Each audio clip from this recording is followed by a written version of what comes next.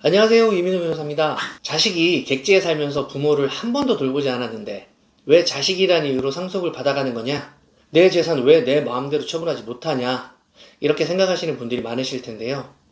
이제는 자식 중에 나한테 더 효도하는 자식이 있다면 그 자식에게 재산을 더 많이 상속받게 해줄 수도 있는 방법이 생겼습니다.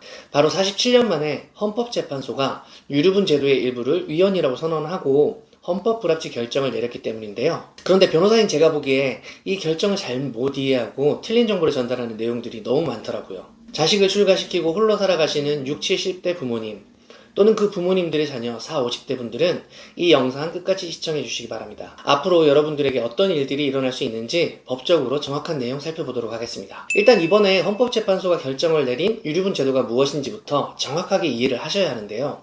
유류분이란 고인의 의사와 상관없이 부모, 자식, 형제, 자매라면 상속재산 중에서 일정 비율의 유산상속을 보장해주는 제도를 말합니다. 만약에 내가 자식이 2명 있어요. 근데 그중 둘째는 결혼하고 난 다음 2년을 끊고 살고 부모인 나를 한 번도 찾아오지도 않았다고 합시다. 그래서 이렇게 불효를 했으니 나를 잘 돌봐준 첫째한테만 내 재산을 주고 싶을 수도 있잖아요. 그런데 둘째도 법적으로 상속을 받을 수 있는 자격을 갖고 있고 또 유류분 제도로 인해서 법정 상속 비율의 2분의 1, 절반은 상속을 받을 수 있습니다. 바로 이게 유류분이에요. 즉, 피상속인의 의사와 상관없이 자녀와 배우자는 최소한 법정 상속분의 2분의 1을, 부모와 형제, 자매는 법정 상속분의 3분의 1을 이 유류분 제도에 근거해서 보장받을 수 있었습니다.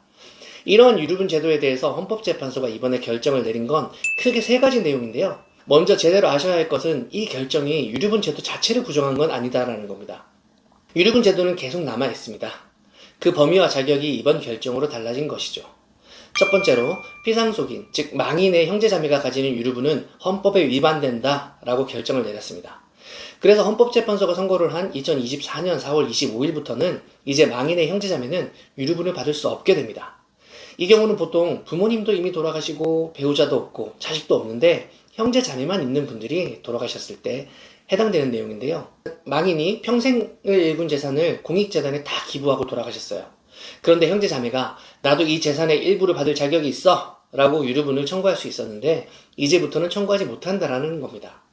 두 번째는 민법에서 유류분 상실 사유를 별도로 규정하지 않은 것은 불합리하다. 따라서 이 부분은 헌법에 합치하지 않는다 라고 결정을 했는데요. 피상속인, 즉 망인을 장기간 유기하거나 정신적, 신체적으로 학대를 하면서 폐륜행위를 일삼았는데 법적으로 최소한의 상속분을 보장하는 건 국민의 법 감정과 상식에 반한다. 그러니까 어떤 폐륜적 행위를 했을 때 유류분이 상실되는지 그 사유를 내년 말까지 법으로 만들어라 라고 이번에 결정이 내려진 겁니다. 현재도 민법 제1004조에서 상속인 결격 사유를 규정하고 있는데요. 여기에 해당되면 상속권이 사라지고 유류분권도 인정되지 않습니다. 상속권이 있다는 것을 전제로 유류분권이 생기는 것이기 때문에 유류분권을 상실시키는 사유는 상속인 결격 사유보다는 더 광범위하게 규정될 가능성이 있습니다. 세 번째로 기여분에 관한 내용인데요. 유류분을 산정할 때 기여분을 상속재산에서 공제하지 않는 부분이 헌법에 합치하지 않는다라고 판단하였습니다. 기여분이라는 것은 공동상속인 가운데 망인의 재산의 유지나 증가에 특별히 기여하였거나 망인을 상당한 기간에 걸쳐 동거, 간호, 그 밖의 방법으로 부양한 사람이 있는 경우에 그 사람에게 그 부분만큼의 기여를 인정해서 재산을 가산해서 상속분을 결정하는 제도인데요. 유류분과 관련한 민법 규정에서는 이 기여분 규정을 적용하지 않고 있었습니다. 그래서 기여 상속인이 기여의 보답으로 망인으로부터 재산의 일부를 증여받더라도 다른 상속인이 기여 상속인을 상대로 해서 유류분 청구를 하면 기여의 보답으로 받은 증여재산도 유류분 반환 청구의 대상이 될 수 있었어요. 헌법재판소는 그러한 기여 상속인의 기여분을 인정하지 않는 것이 매우 부당하고 불합리하다라고 본 것입니다. 쉽게 예를 들어보면 부모님을 모시고 살면서 1억 더 받은 것도 유류분 산정 기초재산에 포함이 돼요. 그런데 부모님이 돌아가시자 부모님을 부양하지 않은 다른 형제로부터 유류분 반환 청구 소송이 들어오게 되면 유류분에서는 기여분이 인정되지 않으니까 피상속인 생전에 증여받은 재산에 대해서도 유류분을 반환해야 하는 것이었죠. 그래서 헌법재판소는 유류분액을 산정할 때 기여분을 상속재산에서 공제하는 것이 타당하다. 기여분을 유류분에서도 인정하라 라고 판단하는 것입니다. 다만 현재 민법 유류분 규정에는 기여분을 적용하라는 규정이 없으니 우선은 현재 법률을 적용하되 내년 말까지 국회가 법을 개정하라라고 헌법 불합치 판결을 한 것이죠. 따라서 국회는 내년 말까지 법을 개정해야 하는 겁니다. 자, 그렇다면 이 결정으로 앞으로 어떤 일들이 일어날까요? 여러분이 부모라면 어떻게 해야 나한테 자란 자식에게 재산을 더 물려줄 수 있을까요? 우선은 유언을 하시거나 유언을 하지 않으시더라도 다른 서류에 자세하게 관련 내용을 적어두시면 됩니다. 왜냐하면 법이 개정되면 이제 유류분에도 기여분 개념이 들어오잖아요. 그래서 만약 자식이 2명 있는데 둘째는 결혼을 하고 나서 나한테 오지도 않고 내가 아플 때 병간호도 안 하고 신경도 안 썼다.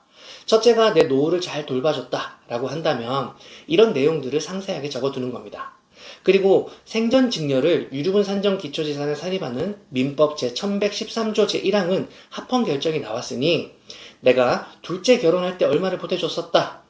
큰 평수로 이사 갈 때도 얼마를 주고 손자 손녀 학비도 내가 얼마씩 도움을 줬었다. 이런 내용을 적어서 이미 둘째도 유류분만큼 충분히 받아갔다라는 사실을 적어둡니다. 그리고 첫째는 내가 아플 때 병간호며 나를 다 케어해줘서 이게 고마워서 얼마를 줬다 라고 적어두시면 나중에 둘째가 첫째한테 유류분 반환 청구 소송으로 소송을 걸 때 방어할 수 있는 입증 자료가 될 겁니다.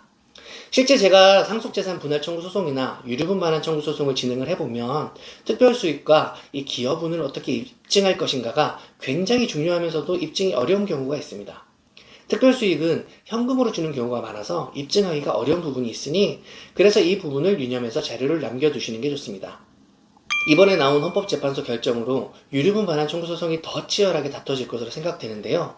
왜냐하면 관련 규정이 입법이 돼봐야 자세히 알겠지만 유류분 상실 사유에서 언급될 불효나 폐륜적 행위를 누가 어떻게 기준을 삼아 판단할 것인가가 실제 소송에서 문제가 될 것이고요. 그리고 유언이 없을 때 기여분에 대한 부분을 유류분 소송에서 다투게 되면 부모 재산 형성에 기여한 정도와 수준을 어떻게 입증하고 반박할 것인지 양측이 치열하게 다투게 될 것으로 보입니다. 소송을 준비하신다면 이 부분 유념해서 대응 전략을 세우고 소송을 하시는 게 도움이 되실 겁니다. 앞으로도 상속, 증여, 세금, 부동산 문제에 대해 다룰 예정이니까 법을 몰라서 손해보고 싶지 않은 40대에서 70대 분들이시라면 구독하셔서 도움이 되는 정보 받아가시길 바랍니다. 오늘도 영상 시청해 주셔서 감사합니다.